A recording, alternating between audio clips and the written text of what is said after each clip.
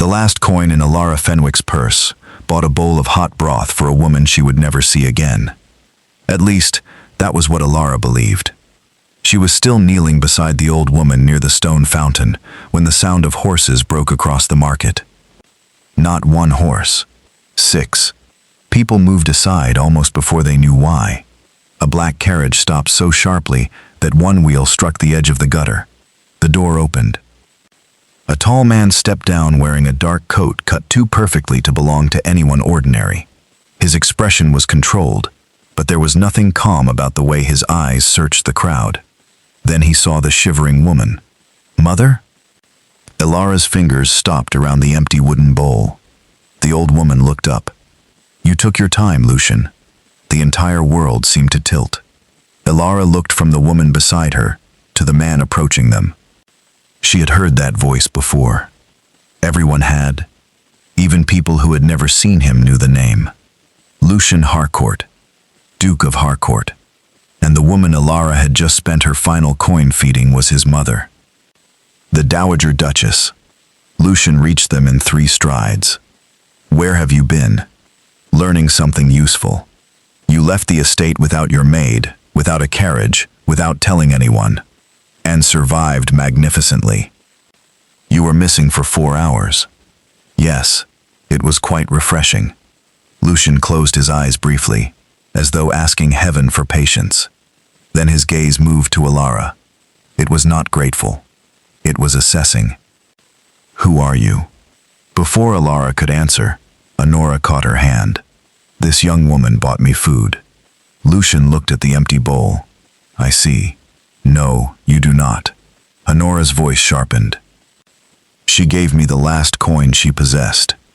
Lucian's eyes dropped to Alara's worn gloves, then to her plain coat, then back to her face.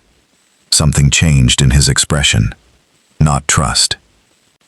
Interest. Your name? Alara suddenly heard the distant tolling of the church clock. Her stomach dropped. The interview. She was already late. Very late. I'm sorry. Lucian frowned. For what? But Alara was already standing. Honora tightened her fingers around Alara's hand. At least tell me where you live. I cannot. Lucian's eyes narrowed. You cannot? I mean, I haven't time. Alara snatched up her small packet of papers. If I miss this appointment, I may not get another. Lucian stepped forward. Miss. But she was already gone. She slipped between a fruit cart and a crowd of women bargaining over cloth, then disappeared beneath the striped awnings of the market. Lucian stared after her. Did she just run away from me? Honora looked almost pleased. Yes. Who is she? I don't know. You allowed a stranger to spend money on you without learning her name? My dear, I was rather occupied with trying not to fall over. Lucian turned toward his servants. Find her. Honora raised an eyebrow. Lucian ignored it. The young woman in the brown coat, dark hair, carrying papers, searched the streets around the market. A footman bowed and hurried away. Lucian looked back toward the crowd, but there was no sign of Alara. And for reasons he could not explain, that irritated him far more than it should have. If you enjoy stories where one small act changes an entire life, subscribe to Nightfall Tales. Because Alara had no idea that running from the Duke that afternoon would only make him more determined to discover who she was. Alara did not stop running until the market was 3 streets behind her. Her lungs burned. One ribbon had come loose from her bonnet. Her shoes were not made for speed. She reached the offices of Mr. Barnaby Kell precisely 17 minutes after the appointed hour. The receptionist looked at her, then at the clock. I'm here for the accounts clerk interview. I know. Alara swallowed. May I still see Mr. Kell? The woman hesitated. That hesitation told Alara everything. He waited 10 minutes. I understand. He has already interviewed another candidate. Alara pressed her fingers around the packet she carried. I came as quickly as I could. I'm sure you did. There was kindness in the receptionist's voice, which somehow made it worse. Perhaps if you leave your papers. No, Alara answered too quickly. The receptionist blinked. Alara Alara softened her voice. I'm sorry, thank you. She turned and walked back outside. Only then did she allow herself to close her eyes. The last coin was gone. The interview was gone. And tomorrow's rent was still tomorrow's rent. She should have regretted it. She tried. She pictured the broth, the old woman's trembling hands, the way she had looked almost embarrassed when Alara offered help. Alara opened her eyes again. No, she could regret being late. She could regret being poor. But she could not regret that. Across town, Lucian's search produced nothing. A flower seller remembered Alara. A baker thought he had seen her pass. A coachman swore she had gone east. Another swore west. By evening, Lucian stood in his study, while 3 servants admitted defeat. No name. No, Your Grace. No address. No, Your Grace. No employer. No, Your Grace. Lucian dismissed them. Honora sat beside the fire drinking tea, as though the entire matter amused her. You dislike this. Lucian glanced at her. I dislike unanswered questions. You dislike people you cannot categorize. That is not the same thing. It is very nearly the same thing. Lucian poured himself brandy. She could have accepted money.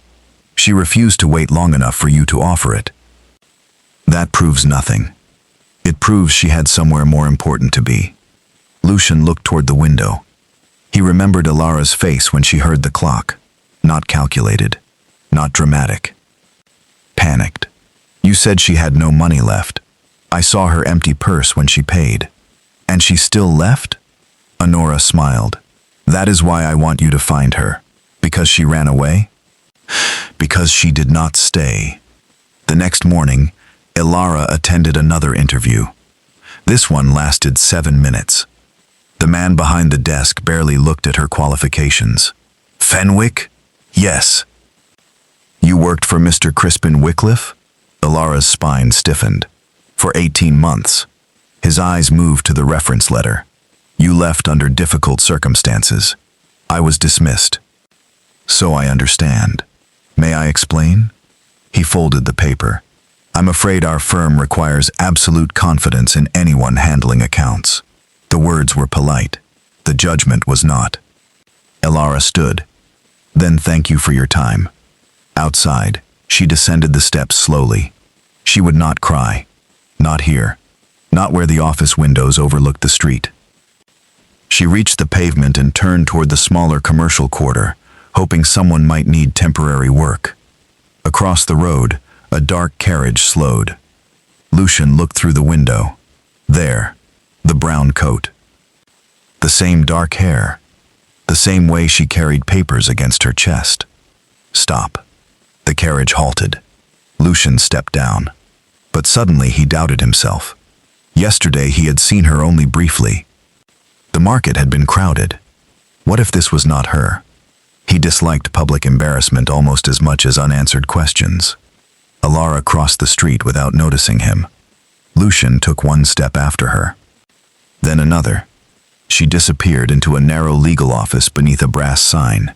Barlow and Sons, solicitors. Lucian stopped. His driver waited behind him. Your Grace? Lucian stared at the door. He could go inside. Ask.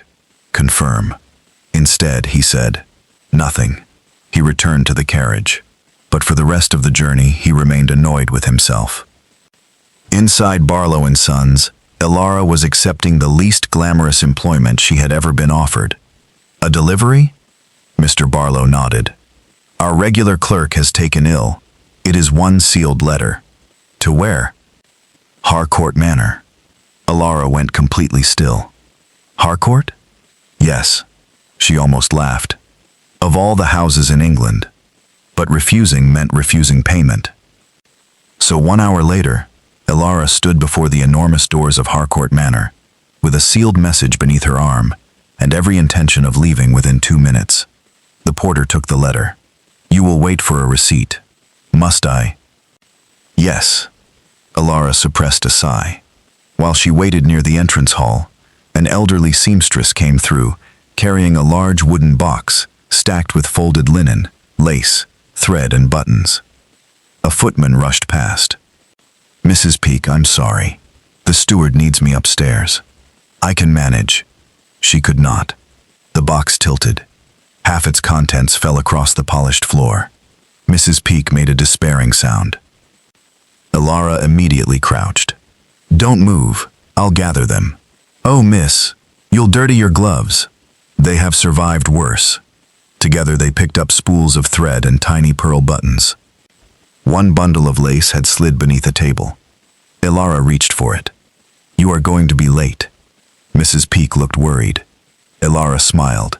"I am already very experienced at being late." The older woman laughed. Elara placed the last spool back in the box. Then a voice came from above. "It is you." Elara froze. Dowager Duchess Honora stood halfway down the staircase.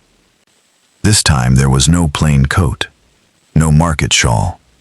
She wore deep blue silk, pearls at her throat, and the expression of a woman who had just discovered something she had been searching for. Elara slowly stood. "Your Grace." Honora descended faster than dignity recommended. "I told him we would find you. I was not aware anyone was searching." "Lucian." Elara's heart sank. "Your Grace, please, I only came to deliver." Too late. Lucian appeared through the adjoining doorway. His eyes landed on her. For once, the Duke of Harcourt looked genuinely surprised. "You." Honora looked between them. "You recognize her?" Lucian's jaw tightened slightly. "I saw her yesterday." "You found her?" "No." Elara blinked. Honora looked delighted. "Even better." Lucian ignored that. "What are you doing here?" Elara held out the receipt slip. "Delivering a letter." Honora glanced toward Mrs. Peake. "And helping someone again." "It was only a box." "No. Yesterday it was only a coin. Today it is only a box." People reveal themselves through the things they call small. Elara looked uncomfortable. Lucian noticed. He also noticed she never looked toward the silver on the tables, the portraits on the walls, or anything else visitors usually admired. She simply wanted to leave. He reached into his coat. Elara immediately said, "No." Lucian stopped. "I have not offered anything." "You were about to." Honora coughed to hide a laugh. Lucian slowly lowered his hand. "You gave my mother your last coin." "Yes, and missed an appointment because of it." Elara looked at him sharply. "How do you know that?" "I saw you leaving an office yesterday." "You followed me?" "No." That sounded very much like following. Honora smiled into her hand. Lucian's mouth tightened. "I happened to see you." Elara nodded slowly. "Then we were both unfortunate." Something almost resembling amusement passed across his face. "Almost." Honora gestured toward the sitting room. "Come. I should return to the solicitor. You may return with a receipt and an offer of better employment." Elara stopped. Lucian did too. "Mother." Honora ignored him. "You have experience with accounts?" Elara looked at the letter she had delivered. "Yes. My estate charitable reports are a catastrophe." Lucian's voice hardened. "They are not a catastrophe." "You have never attempted to read them." "I employ people for that." "Precisely." Honora turned back to Elara. "Temporary work, nothing more. You organize the relief accounts and correspondence." Elara shook her head. "I cannot accept employment because I bought you broth." "You are not." Honora's eyes sharpened. "I watched you help Mrs. Peake when you had no idea I was standing there. Yesterday may have been chance. Today was character." Elara had no answer for that. Lucian did. "This is absurd. We know nothing about her." Honora looked at him. "Then watch her." The words landed between them. Lucian looked at Elara. Elara looked back. Neither seemed particularly pleased. And that, strangely, settled it. 3 days later, Elara sat in the Harcourt Records office, surrounded by ledgers. By noon, she had found the first error. By 3, she had found 6. By sunset, she had stopped believing they were errors. Coal purchased but never delivered. medicine paid for twice, blankets listed for villages that had received none. Signatures repeated across documents in identical strokes. Then Alara opened an older ledger. Her breath caught. She knew this pattern. She had seen it before, at Wycliffe's office. The same unusual spacing, the same false balancing method, the same numbers shifted between columns. Her dismissal had begun because she had asked questions about records exactly like these. A floorboard creaked behind her. Alara turned. No one. On the desk lay a reference to older authorization papers kept in the locked East Archive. She stared at it. If she ignored this, she could keep her position. If she investigated, she might lose everything again. Alara stood. 10 minutes later, the East Archive door opened. Lucian was standing there. His face hardened when he saw her. Behind him appeared Ambrose Vale. Alara had met Lucian's cousin only twice. Both times, Ambrose had been charming. Now he looked frightened. Only for a second. Then it vanished. Lucian stepped inside. "What are you doing here?" "I found irregularities. You entered a locked archive without permission. I found something you need to see." Lucian's eyes dropped to the paper in her hand. "Give it to me." Alara hesitated.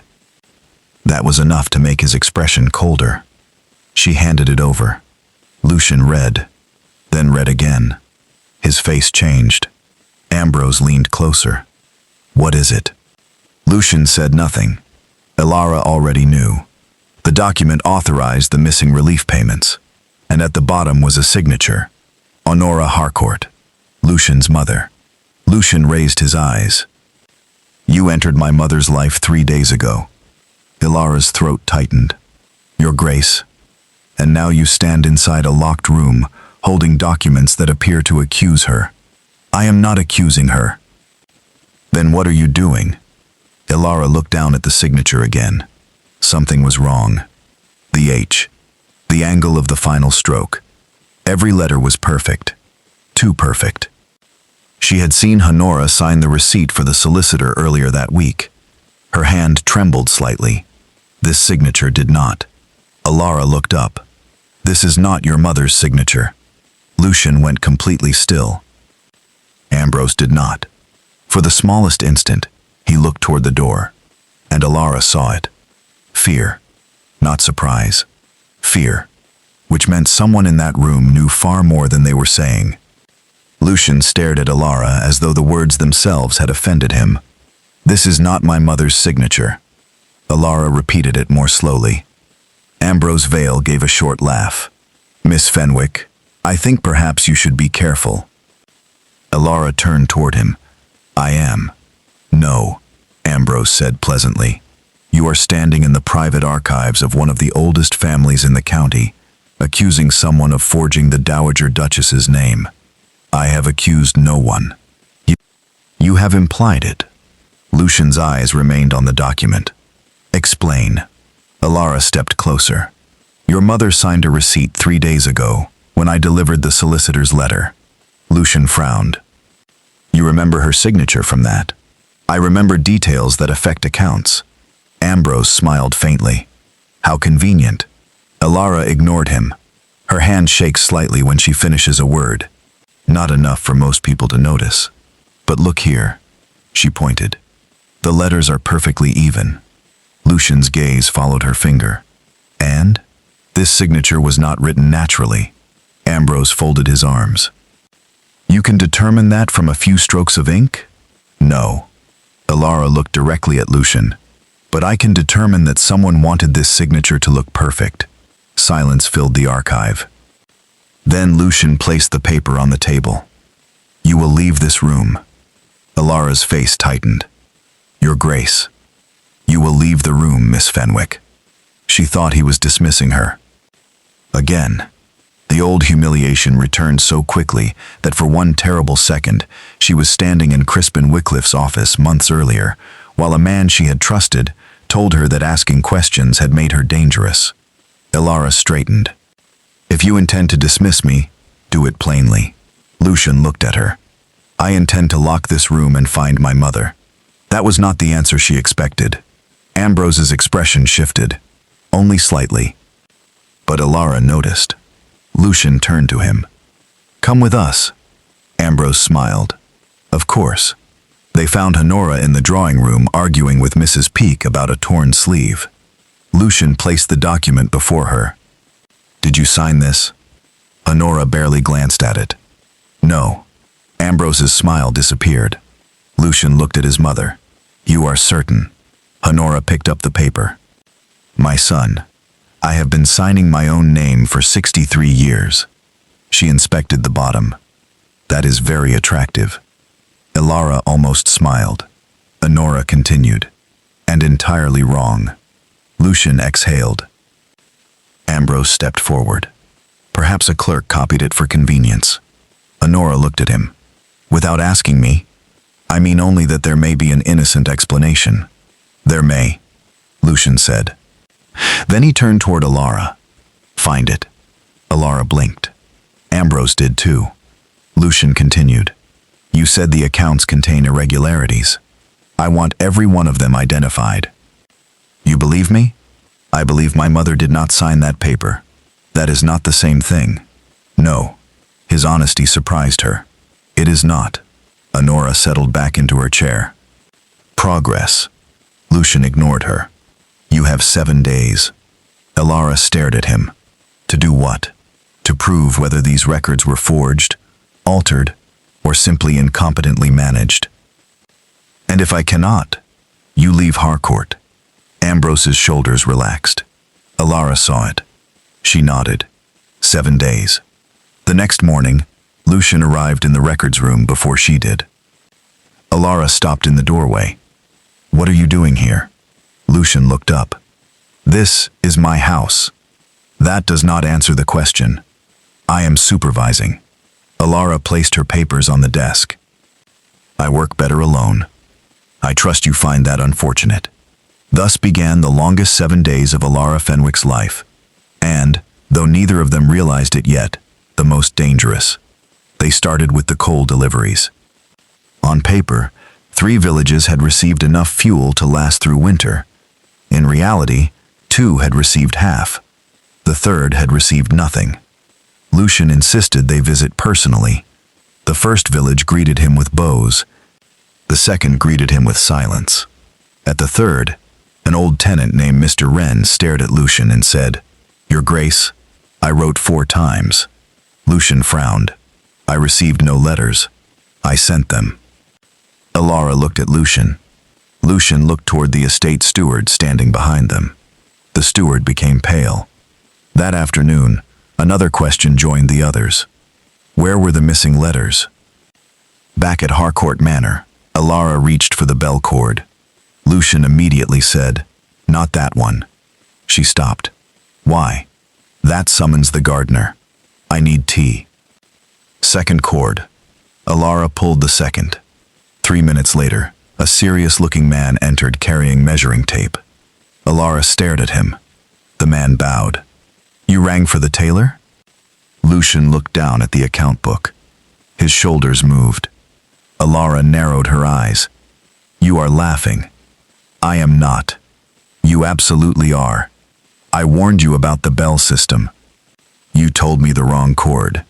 "That would be childish." The corner of his mouth betrayed him. Alara pointed at him. "You did." For the first time since entering Harcourt Manor, she heard the Duke laugh.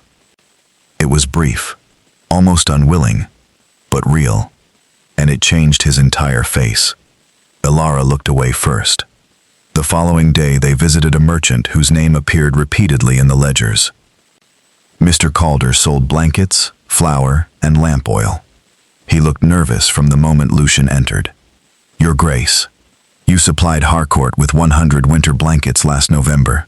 Calder swallowed. "That is what the invoice says." "That was not my question." Calder glanced at Alara, then back at Lucian. "I delivered what I was instructed to deliver." "By whom?" Calder hesitated. Lucian's voice became colder. "Mr. Calder." The merchant rubbed his hands. "I never dealt directly with you." "I know. The gentleman who came said he acted with Harcourt authority." What gentleman? Calder looked at Lucian's face, and something strange happened. Recognition, then confusion. Mr. Vale, He stopped. Alara's head lifted. Lucian went still. The merchant's color vanished. I beg your pardon, Your Grace. I misspoke. Lucian leaned closer. You called me Vale. A foolish mistake. Why? No reason. Alara watched the man's hands. They were trembling. Outside, Lucian said nothing until they reached the carriage. Then, you noticed. Yes. He has met Ambrose. Possibly. Lucian looked at her. You are being cautious. I thought you preferred caution. I prefer answers. So do I. They climbed into the carriage. For the first time, they were not arguing from opposite sides. They were looking in the same direction. That frightened someone. The next morning, 3 account books disappeared. Alara discovered the empty shelf before breakfast. Lucian arrived minutes later. Who knew we were examining those? You, your mother, the chief steward. Alara hesitated. And Mr. Vale. Lucian's face hardened. Ambrose is my cousin. I know. He grew up in this house. I know. You think he stole them. I did not say that. You thought it. Alara closed the cabinet.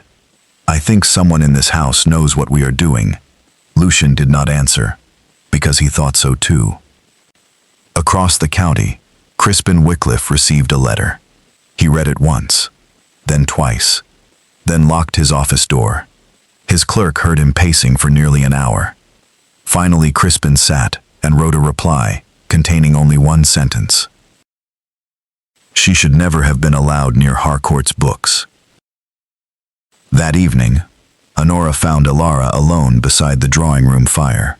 You are frightening my son. Alara looked up.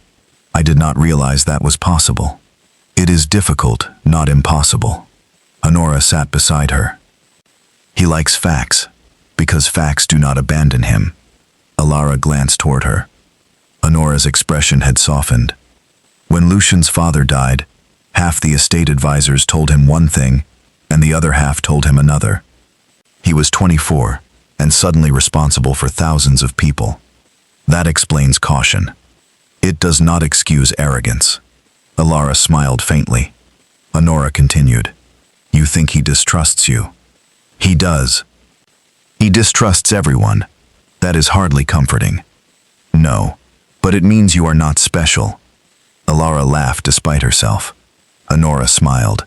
There, improvement. Then her expression changed. Do not confuse his suspicion with indifference. Before Alara could ask what she meant, a footman entered. Miss Fenwick? Yes? There is a gentleman asking for you. Alara stood. Who? The answer drained the warmth from the room. Mr. Crispin Wycliffe. Crispin entered Harcourt Manor as though he had been invited. He had not. Lucian met him in the library. Alara stood near the windows. Ambrose arrived moments later. Crispin bowed. Your Grace, I apologize for the intrusion. Then make it brief. Crispin looked at Alara. I came because I learned whom you have employed.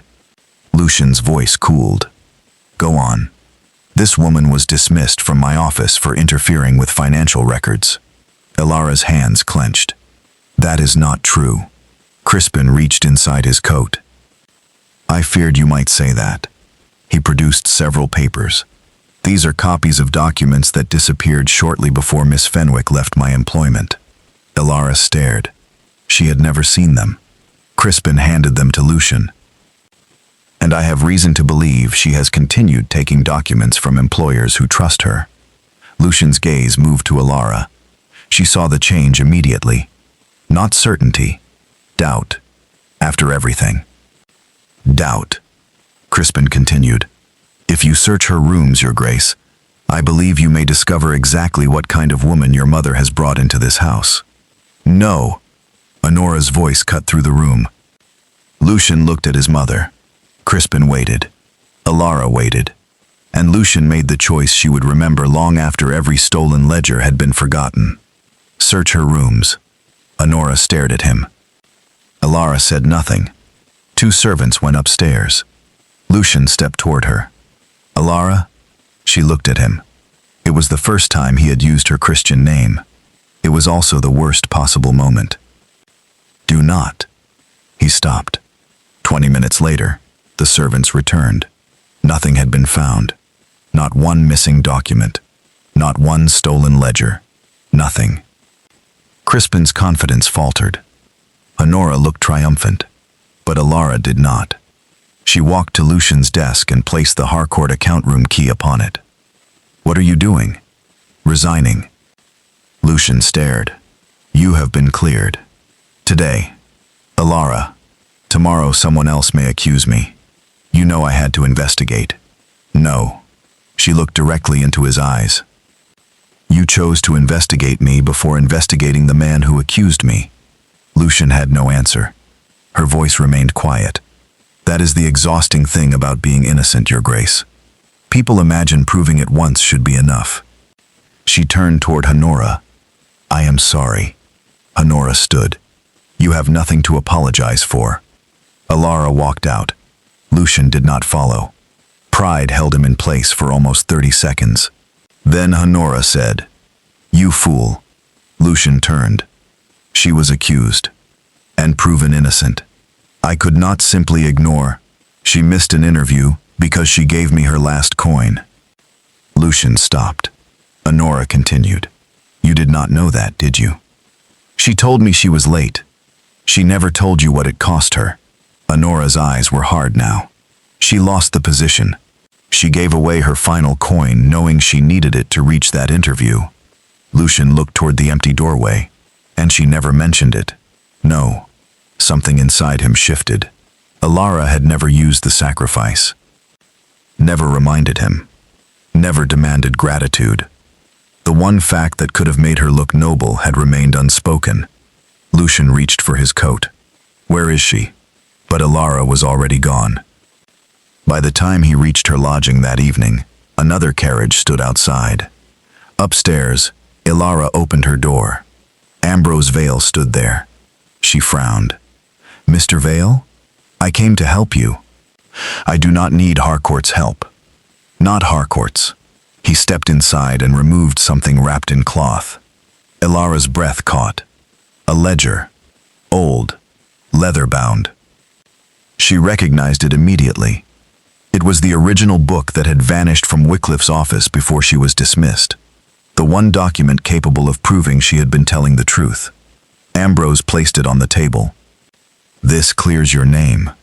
Alara could barely breathe. Where did you get this? Ambrose did not answer. Instead, he placed a purse beside it. Heavy. Far heavier than anything Alara had ever owned. Take both. She stared at him. Why? Because tomorrow morning you will leave. Alara slowly looked up. Ambrose's pleasant expression was gone. Leave the county. Leave Harcourt. Tell no one what you found. Her heart began pounding. You knew where this ledger was. Ambrose said nothing. And in that silence, Alara understood something more frightening than any accusation Crispin Wycliffe had ever made. She had spent months asking who destroyed her reputation. Now the answer was standing inside her room, and he had just made the mistake of bringing her the proof. Alara did not touch the purse. She did not touch the ledger either. She simply looked at Ambrose Vale and said, You should not have brought this here. For the first time since she had met him, Ambrose looked uncertain. You misunderstand. No. Alara's voice remained calm. I understand perfectly. Ambrose moved farther into the room and closed the door behind him. That ledger contains entries that can clear your name and condemn yours. His expression hardened. You have no idea what you are speaking about. I know the handwriting. Ambrose said nothing. Alara continued. I know the false balancing method. I know the same companies appear in Mr. Wycliffe's accounts and Harcourt's. And I know you somehow possess a ledger that disappeared before I was dismissed. Ambrose's jaw tightened. Outside, carriage wheels passed over the wet street. Alara glanced toward the window. Ambrose noticed. No one is coming. She looked back at him. What happens if I refuse? You will not. Why? Because you have spent months trying to restore your name. He pushed the ledger toward her. There it is. Alara stared at it. For one terrible moment, temptation came quietly. She could take it. She could leave. She could find another town where nobody knew Crispin Wycliffe's accusations. She could begin again. No suspicion. No Duke watching her as though every act required proof. No Harcourt accounts. No Ambrose. Then she remembered the village where Mr. Wren had said, "I wrote 4 times." She remembered houses without coal. Medicine paid for but never delivered. Children wrapped in blankets too thin for winter. Alara looked at the purse. How many families bought this? Ambrose's face changed. What? The money. She pushed it back toward him. How many families went cold so you could fill that purse? His patience broke. You think yourself righteous because you gave one old woman a coin. Alara flinched. Ambrose stepped closer. You know nothing about what people are owed. Then tell me. His eyes flashed. My father was Lucian's uncle. We grew up beneath the same roof. We were educated by the same tutors. I was told from childhood that Harcourt was my family. His laugh was bitter. Then Lucian inherited everything. That gave you the right to steal. Do not call it stealing. What should I call it? Correction. Alara almost pitied him. Almost. Ambrose continued.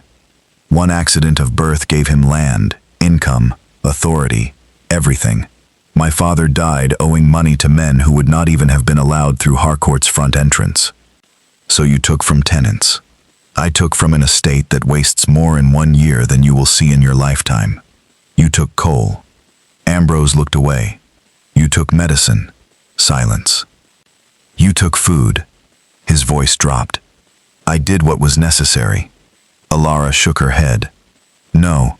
You discovered that once you could excuse one theft, the second became easier. His eyes returned to her. You are very brave for a woman with nowhere to go. Alara's heart beat harder. Ambrose reached for the ledger. She moved first. She snatched it from the table and stepped back. Give me that. No, Alara. It was the first time he had used her Christian name. Unlike Lucian, he made it sound like a warning. Then someone knocked. 3 times. Ambrose froze. Ambrose froze. A boy's voice came through the door. Miss Fenwick? Alara recognized it. The market messenger. The same boy she had paid to fetch help for Honora. She had seen him twice since, running errands near Harcourt. Ambrose looked toward the door. Alara did not hesitate. She opened it. The boy stood there holding a parcel. Alara thrust the ledger into his arms. Take this to Harcourt Manor. Ambrose lunged forward. Alara blocked him. Give it directly to the Dowager Duchess. The boy's eyes widened. Now, he ran. Ambrose stared at the empty doorway. Then at Alara. You have made a very serious mistake. No. Alara closed the door. I think you did that when you assumed poor people have nothing worth protecting. By dawn, Lucian knew everything. The ledger lay open across his study desk. Honora stood beside him. Crispin Wycliffe sat opposite, pale and sweating. Lucian had sent for him before sunrise. At first, Crispin denied everything. Then Lucian placed the ledger before him. Crispin stopped denying. Ambrose had approached him years earlier. Small diversions at first. Unused relief funds. Duplicate invoices. Imaginary suppliers. Then larger sums. When Alara noticed discrepancies, Crispin panicked. Ambrose instructed him to destroy her credibility before she could reach anyone important. Lucian listened without interruption. When Crispin finished, Lucian asked one question. Where is my cousin? Nobody knew. By 10 that morning, the annual Harcourt tenancy hearing began.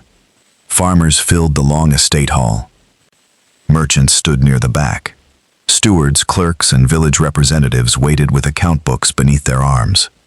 Ambrose entered as though nothing had happened. He wore dark blue, perfectly composed. He expected Lucian to cancel the hearing. Instead, Lucian sat at the head of the table. Honora sat beside him. The chair on Lucian's right remained empty. Ambrose frowned. "Are we proceeding?" "We are." One account after another was read. Rent, repairs, winter stores, grain allocations. Ambrose gradually relaxed. Then the doors opened. Every head turned. Alara entered. She wore the same brown coat Lucian remembered from the market. No silk, no jewels, no attempt to look important. Behind her walked Crispin Wycliffe. Ambrose's face lost all color. Lucian rose. "Miss Fenwick." For once, there was no suspicion in his voice, only respect. He indicated the empty chair beside him. Alara did not take it. She remained standing. Ambrose recovered quickly. "This is absurd." Lucian looked at him. "Is it? A dismissed clerk and a disgraced bookkeeper are to accuse me before Harcourt tenants." Crispin spoke. She was never guilty. The room shifted. Whispers spread. Ambrose stared at him. Crispin swallowed. "I dismissed Miss Fenwick because she discovered records I had altered." Alara watched the faces around the hall. Some shocked, some angry, some ashamed. Crispin continued. "I accused her because Mr. Vale instructed me to." Ambrose laughed. One frightened man saving himself. Lucian placed the original ledger on the table. The laughter stopped. Ambrose stared. Lucian opened it. "Payments to Calder and Company." Mr. Calder stepped forward from the back of the room. "They were never a company, Your Grace," Lucian continued. £3,000 in charitable disbursements. Repeated authorization under my mother's forged signature." Honora lifted her chin. "And whoever forged it gave me beautifully steady hands." A few nervous laughs moved through the hall. Ambrose did not laugh. Then Lucian did something Alara did not expect. He turned away from his cousin. He faced the tenants. "This happened under my name." The room fell silent. Ambrose looked almost relieved. Then Lucian continued. "I did not steal from you." His gaze moved across the hall. "But I allowed men to convince me that receiving reports was the same as knowing what happened on my land." Alara watched him.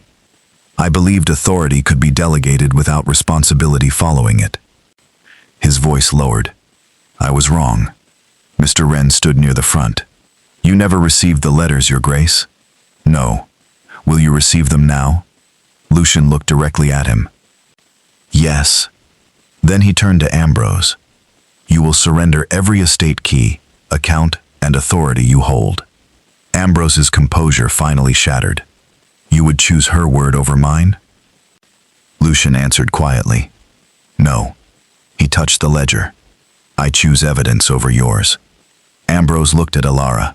There was hatred there, but also something worse. Defeat. He was removed from Harcourt authority before noon. The courts would decide the rest. Crispin lost his business and publicly withdrew every accusation he had made against Alara. But Alara did not return to Harcourt that day. Or the next. Lucian visited her lodging 1 week later. She opened the door and stared at him. "No carriage?"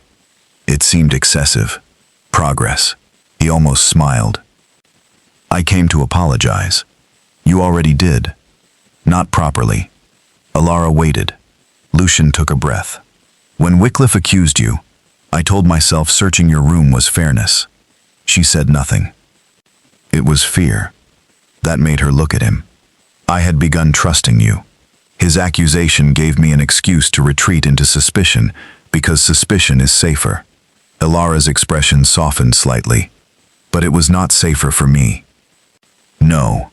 He did not defend himself. "That mattered. I cannot ask you to forget it." "Good.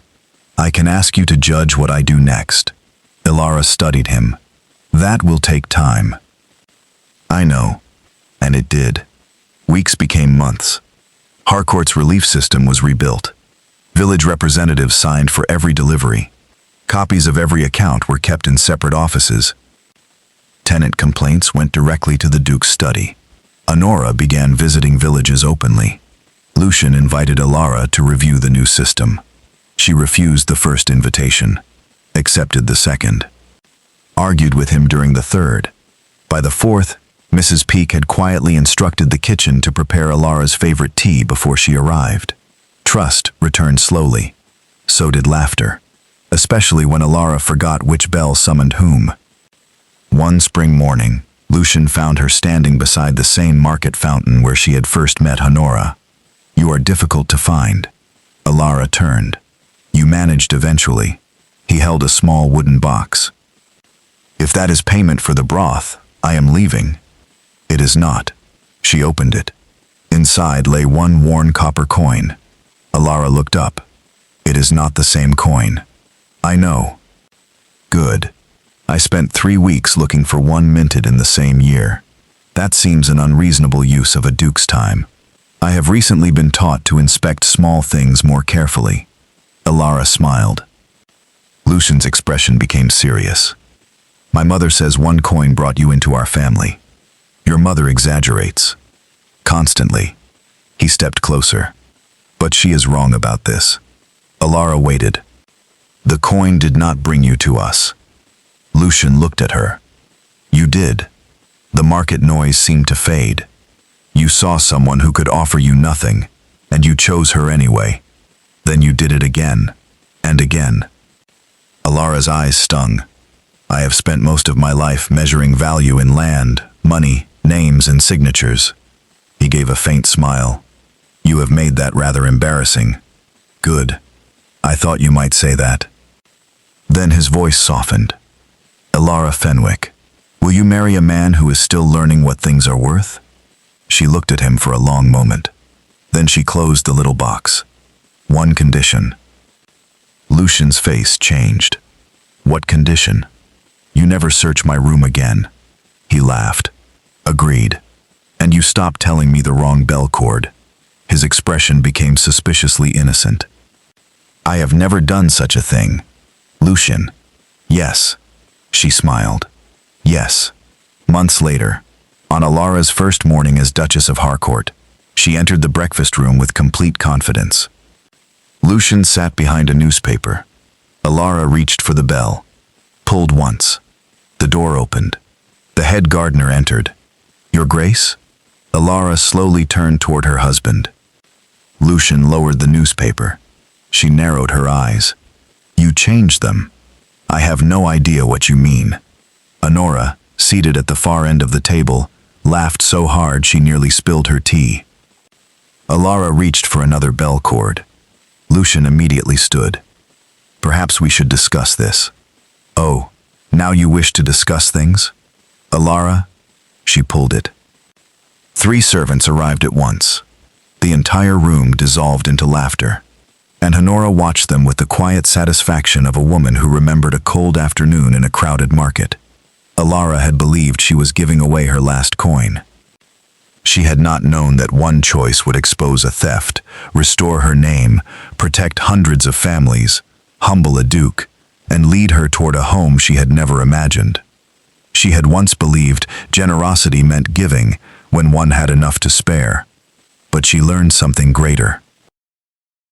The true value of kindness is revealed when giving it costs you something, and you choose it anyway.